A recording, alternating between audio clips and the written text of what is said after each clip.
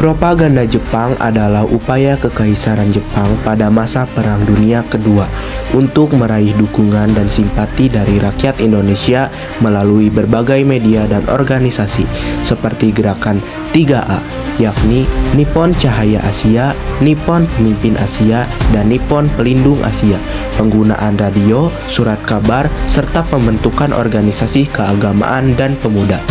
Tujuannya adalah mobilisasi sumber daya dan tenaga kerja untuk kepentingan Jepang, menanamkan kebencian pada pihak Barat, dan mengukuhkan citra Jepang sebagai pemimpin Asia.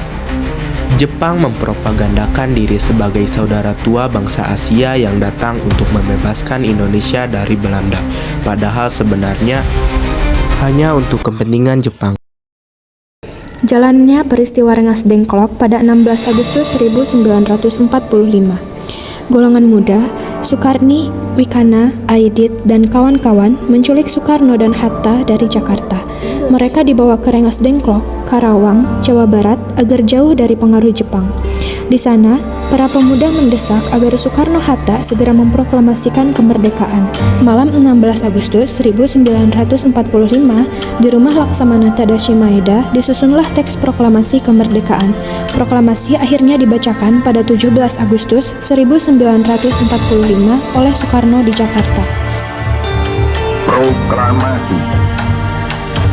Kami, bangsa Indonesia, dengan ini menyatakan kemerdekaan Indonesia.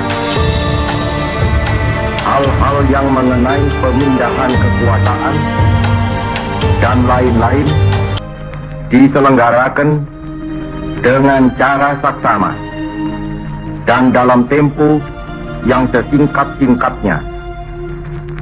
Jakarta, 17 Agustus 1945, atas nama bangsa Indonesia, Soekarno, Hatta. Sidang BPUPKI 1 Juni 1945 merupakan hari terakhir sidang pertama BPUPKI. Ir Soekarno berpidato mengusulkan dasar negara.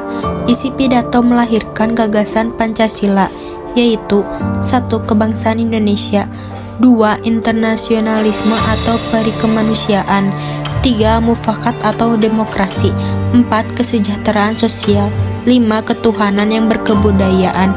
Dari sinilah konsep dasar negara yang kemudian diberi nama Pancasila oleh Soekarno. 18 Agustus 1945, sidang pertama. Mengesahkan UUD 1945, memilih presiden dan wakil presiden serta membentuk KNIP. 19 Agustus 1945, sidang kedua menetapkan kementerian dan pembagian wilayah. 22 Agustus 1945, sidang ketiga menetapkan pembentukan partai politik KNIP dan Barisan Pemersatu.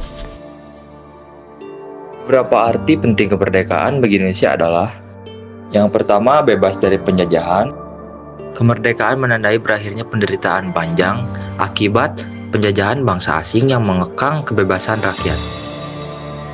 Yang kedua yaitu menentukan nasib sendiri.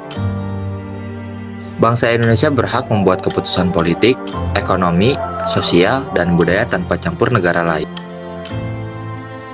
Yang ketiga, terwujudnya kedaulatan negara.